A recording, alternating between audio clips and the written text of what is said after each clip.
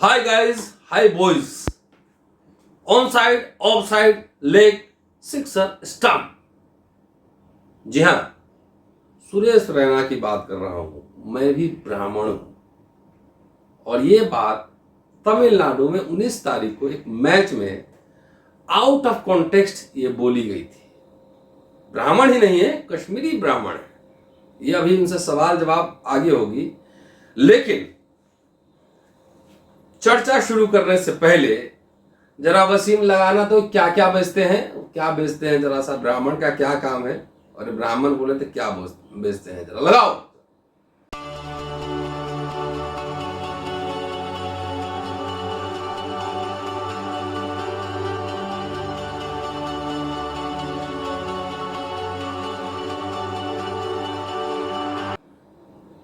जी हाँ, टायर बेचते हैं, जूता बेचते हैं, कोका कोला ड्रिंक बेचते हैं, ठंडा ड्रिंक बेचते हैं।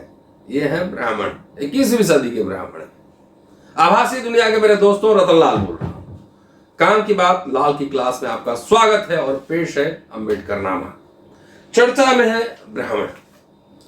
और कई वर्ष पहले चंद्रशेखर आजाद के गांव में एक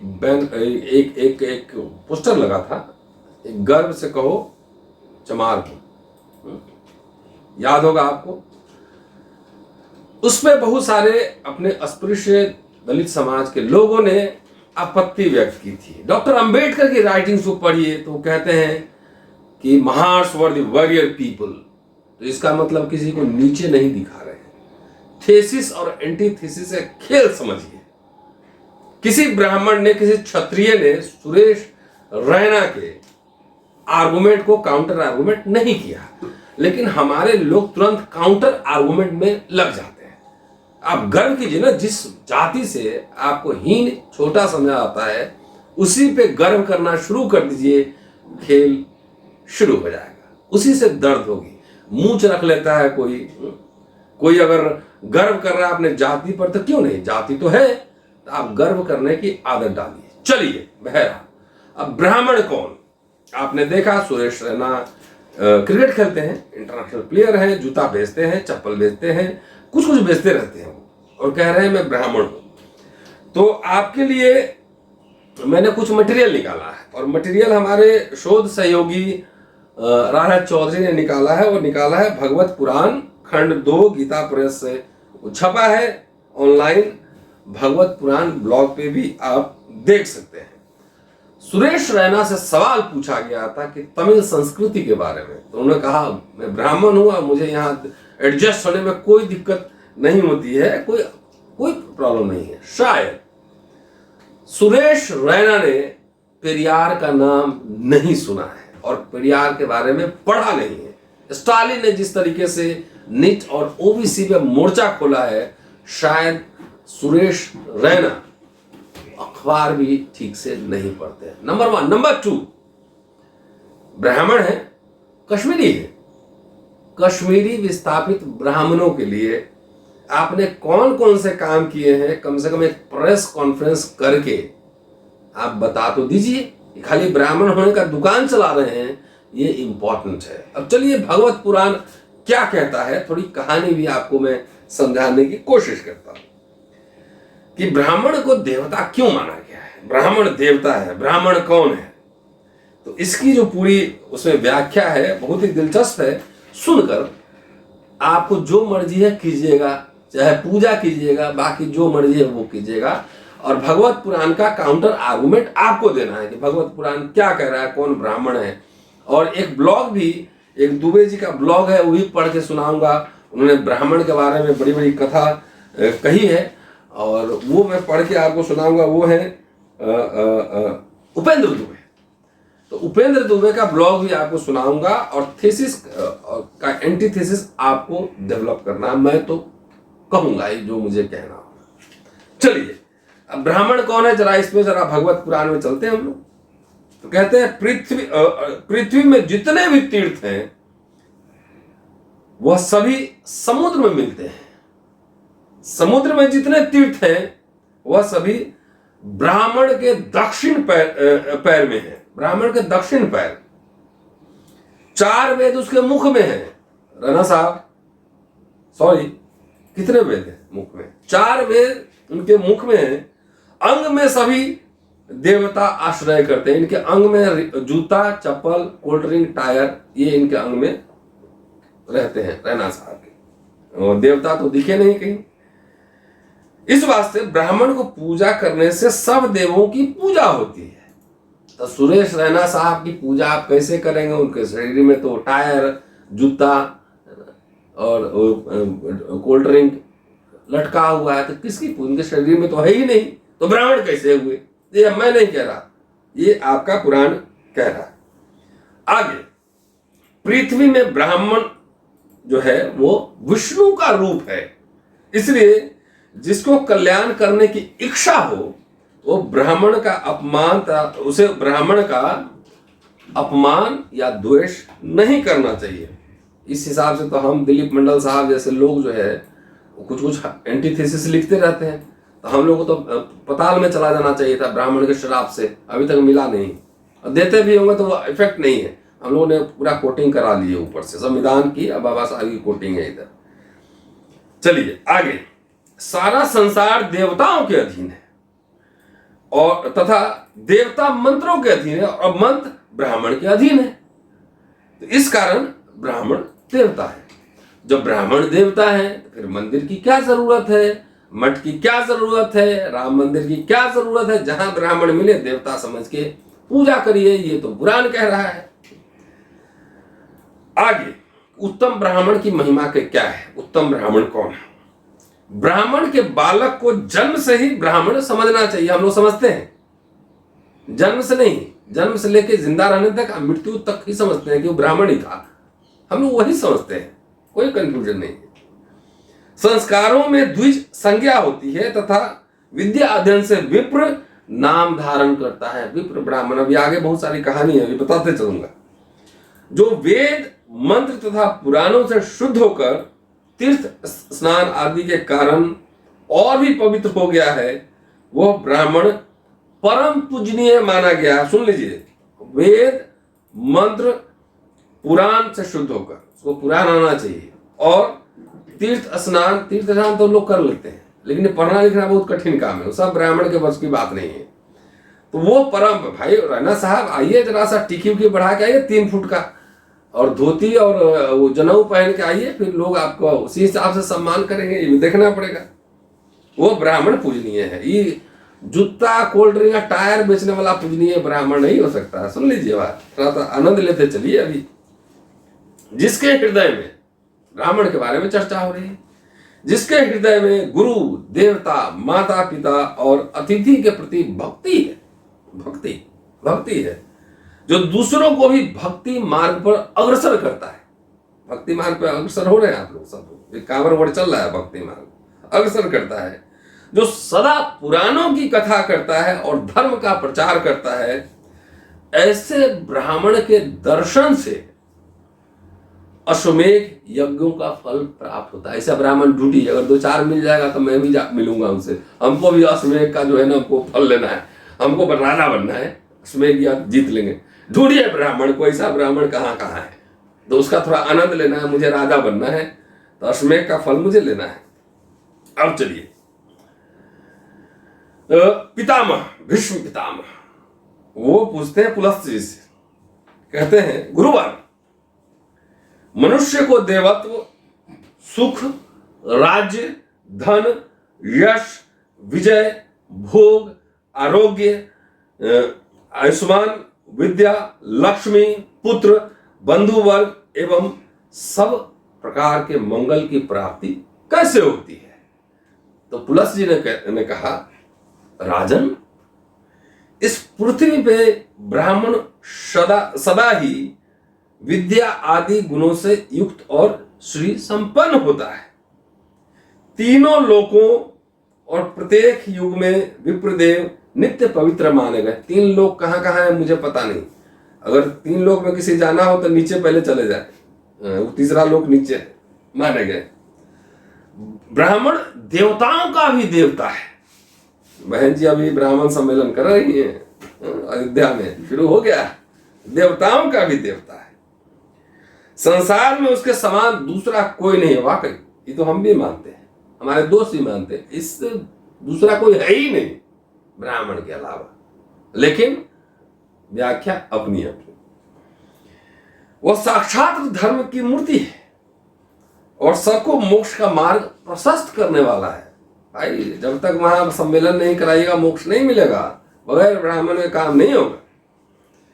ब्राह्मण सब लोगों का गुरु, पूज्य और तीर्थ स्वरूप मनुष्य है। चलते फिरते कहीं मिल जाए तो बैठ के चरण वंदना करके तीर्थ का लाभ ले लीजिएगा, ये कह रहे हैं पुराण में। अब जो है पहले के काल में नारद जी ने ब्रह्मा जी से पूछा था। अब सवाल देखिए, जवाब देखिए, दिलचस्प है कि किसकी पूजा करने पर भगवान लक्ष्मीपति प्रसन्न होते हैं। भगवान लक्ष्मीपति प्रसन्न होते हैं। ब्रह्मा जी बोले जिस पर ब्राह्मण प्रसन्न होते हैं उस पर भगवान विष्णु भी प्रसन्न होते हैं। समझ गए बात? ब्राह्मण को नाराज नहीं करना है, माथा पे बैठाना है और अपने घर पे आके खूब बढ़िया बढ़िया खाना खिलाना है। कह रहे हैं ब्रह्मा जी कह रहे हैं कि जिस पर ब्राह्मण प्रसन्न होते हैं उस पर भगवान विष्णु जी भी प्रसन्न हो जाते हैं। अतः ब्राह्मण की सेवा करने वाला मनुष्य निश्चित ही परम ब्रह्म परमात्मा को प्राप्त होता है। ब्राह्मण के शरीर में सदा ही श्री विष्णु का निवास है। वाह, साबुन शैम्पू नहीं लगाना है अपनी जी, विष्णु है ही प्यूरिफिकेशन के लिए। एकदम शैम्पू ये सब एकदम केमिकल चीज है। और किटकैट भी नहीं खाना है, वे ब्रेक किटकैट नहीं खाना है, उससे नाराज हो जाएंगे विष्णु। आगे जो दान मान और सेवा आदि के द्वारा प्रतिदिन ब्राह्मणों की पूजा करते हैं उसके द्वारा मानो शास्त्रीय पद्धति से उत्तम दक्षिणा युक्त 100 अश्वमेघ यज्ञों का अनुष्ठान हो जाता है। भाई इसमें तो लोचा है, दान मान सेवा हम लोग तो करते नहीं, तो इसका मतलब हम लोग नरक में जाने वाले हैं, उसी को हम लोग स्वर्ग बनाएंगे। जो ब्राह्मणों का नरक है हमारा वही स्वर्ग है। समझिए खेला क्या है, लोचा क्या है। आगे जिसके घर पर आया हुआ ब्राह्मण निराश नहीं लौटता, उसके समस्त पापों का नाश हो जाता है। हम लोग तो कोई पाप ही नहीं करते और हमारे पास जो आते हैं निराश ही होते हैं।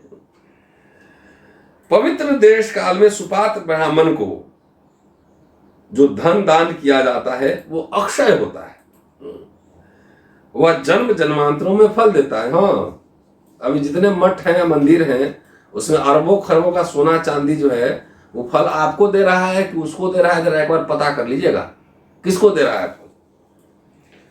उनकी पूजा करने वाला मतलब ब्राह्मणों की पूजा करने वाला कभी दरिद्र, दुखी और रोगी नहीं होता है। जिस घर के आंगन में ब्राह्मणों की चरण धूलि पड़ने से पवित्र होते हैं वह तीर्थ के समान है। जरूर बुलाइएगा, चरण धो के पी लीजिएगा, तीर्थ नहीं सीधा एकदम आप स्वर्ग में ही जाएंगे। जहां ब्राह्मणों का चरणोदक नहीं गिरता, जहां वेद शास्त्र की गर्जना नहीं होती, हम लोग तो संविधान गर्जना करते हैं वैसे, जहां ब्राह्मणों का चरणोदक नहीं गिरता, जहां वेद शास्त्रों की गर्जना नहीं होती, जहां स्वाहा, स्वधा, स्वस्ति और मंगल शब्दों का उच्चारण नहीं होता, वह चाहे स्वर्ग के समान ही भवन हो तब भी वह शमशान के समान है। सोचिए क्या करना है, आपको तय करना है। आगे ब्राह्मण के मुख से देवता हव्य और पितर काव्य का भोग करते हैं। ब्राह्मण के बिना दान, होम, तर्पण आदि सब निष्फल होते हैं। जहां ब्राह्मणों को भोजन नहीं दिया जाता, भोजन बहुत जरूरी चीज है, यही खेल है में, जहां ब्राह्मणों को भोजन नहीं दिया जाता वहां असुर, प्रेत, दैत्य, राक्षस भोजन करते हैं। तो आप श्राद्ध करते हैं, पंडित जी को खूब खिलाते हैं, पंडित जी क्या कहते हैं, नहीं खिलाओगे तो राक्षस आएगा, आत्मा तुम्हारे, दादाजी का आत्मा तुम्हारे पेट में बैठा रहेगा, ताड़ के पेड़ पे तंग करेगा। तो वही यहाँ पे है खेल पूरा कि ब्राह्मण को खूब खिलाइए पिलाइए तो दैत्य राक्षस भाग जाएगा। और आप ही के दादाजी को राक्षस और दैत्य वही लोग बनाते हैं और अपमान भी लेते हैं। ब्राह्मण को देखकर श्रद्धा पूर्वक प्रणाम करना चाहिए। पंडित जी प्रणाम बोलते हैं, श्रद्धा पूर्वक प्रणाम करना चाहिए। उनके आशीर्वाद से मनुष्य की आयु बढ़ती है, वो चिरंजीवी होता है। पहले ब्राह्मण सबका डेथ रेट चेक कीजिए कि कितनी बढ़ती है कितनी घटती है। यह आपको चेक करना है कि क्या आयु बढ़ रही है, एवरेज क्या है, कितना बढ़ा कितना घटा, ये चेक करना है। अब आइए, ब्राह्मणों को देखकर भी प्रणाम न करने से, उनके द्वेष रखने से तथा उनके प्रति श्रद्धा रखने से, अश्रद्धा रखने से मनुष्य की आयु क्षीण होती है। अब हम लोग जल्दी जाने वाले हैं, हम लोग खाली ब्राह्मण होने पर श्रद्धा नहीं रखते हैं, जल्दी जाने वाले। धन ऐश्वर्य का नाश होता है तथा परलोक में भी उसकी दुर्गति होती है। हम लोग बचपन में फोटो देखते नहीं थे, गरम तेल में डाल दिया, आरी के मशीन में काट रहा है। ये सब फोटो क्यों बनाया जाता था? ये डर के आप दान दक्षिणा देते रहिए, ये कहीं आरी से नहीं काट दे।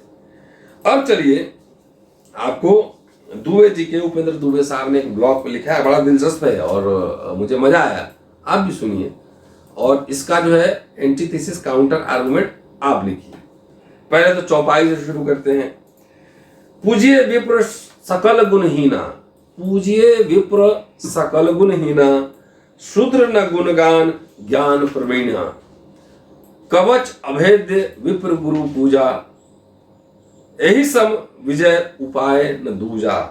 रामचरितमानस की चौपाई है। आगे अब ब्राह्मण गुणगान में दुबे जी लिख रहे हैं, जिनके चरण बिंदों को परमेश्वर अपने वक्ष स्थल पर धारण करते हैं, उन ब्राह्मणों के पावन चरणों में हमारा कोटि कोटि प्रणाम है।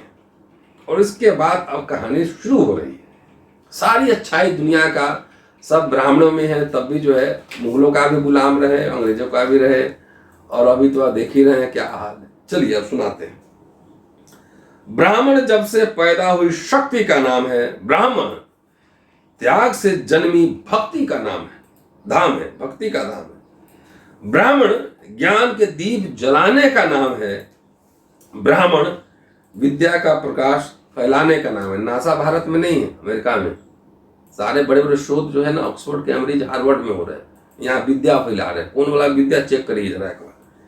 ब्राह्मण स्वाभिमान से जीने का ढंग है, ब्राह्मण सृष्टि का अनुपम अमिट अंग है, ब्राह्मण सृष्टि का अनुपम अमिट अंग है। ब्राह्मण विकराल हलाहल पीने की कला है, ब्राह्मण कठिन संघर्षों को जीकर ही पला है, कठिन संघर्षों को जीकर ही पला है। ब्राह्मण ज्ञान शक्ति भक्ति प्रमाण का प्रकाश है, ब्राह्मण शक्ति कौशल पुरुषार्थ का आकाश है। रहना साहब सुनते रहिएगा। ब्राह्मण न धर्म न जाति में बंधा इंसान है। वाह, ब्राह्मण अपने आप में धर्म भी है और जाति भी है, दोनों है। ब्राह्मण न धर्म न जाति में बंधा इंसान है, ब्राह्मण मनुष्य के रूप में साक्षात भगवान है। बुझे कि नहीं, भगवान है। ब्राह्मण कंठ में शारदा लिए ज्ञान का संवाहक है। आइंस्टाइन मिश्रित थे, न्यूटन जात थे। ब्राह्मण कंठ में शारदा लिए ज्ञान का संवाहक है, ब्राह्मण हाथ में शस्त्र लिए आतंक का संहारक है। ब्राह्मण सिर्फ मंदिर में पूजा करता हुआ पुजारी नहीं, ब्राह्मण घर घर भीख मांगता भिखारी नहीं है। मान रहे हैं कि भीख मांगता है। ब्राह्मण गरीबी में सुदामा सा सरल है, सुदामा कोटा गया 10%, सुदामा सा सरल है। ब्राह्मण त्याग में दधीची सा विरल है। ब्राह्मण विषधरों के शहर में शंकर के समान है, ब्राह्मण के हस्त में शत्रुओं के लिए परशु कीर्तिवान है।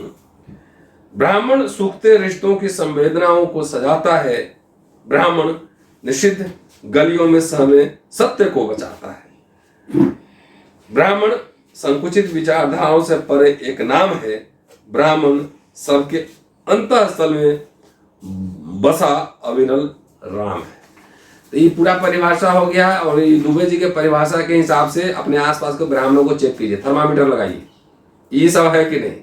अगर नहीं है तो समझिए सुरेश रैना साहब सुन लीजिए कि आप ये सब काम कर रहे हैं कि नहीं कर रहे हैं तो आप ब्राह्मण नहीं है, फिर जूता चप्पल बेचिए, फिर कोल्ड ड्रिंक बेचिए, जूता चप्पल बेचिए और ब्राह्मण सम्मेलन भी जारी रखिए, लगे रहिए ब्राह्मण सम्मेलन। शुक्रिया साथियों। और ये था सुरेश रैना के मैं भी ब्राह्मण हूं। तो जब उनके ब्राह्मण होने पे गर्व है तो आपको भी अपने आप के ऊपर, आपकी सामुदायिक पहचान के ऊपर, अपनी जातीय पहचान के ऊपर, अपने पुरखों पर, अपने दादा परदादाओं के श्रम शक्ति पर आपको गर्व होना चाहिए। इसमें हीन भावना रखने वाली कोई बात नहीं है। तो ये था सुरेश रैना स्पेशल मैं भी ब्राह्मण हूं। शुक्रिया। Keep watching and sharing Ambedkarnama. अगले एपिसोड में आपसे फिर मुलाकात होती है। तब तक ज्यादा से ज्यादा शेयर करते रहिए, सब्सक्राइब करते रहिए। Thank you. जय हिंद।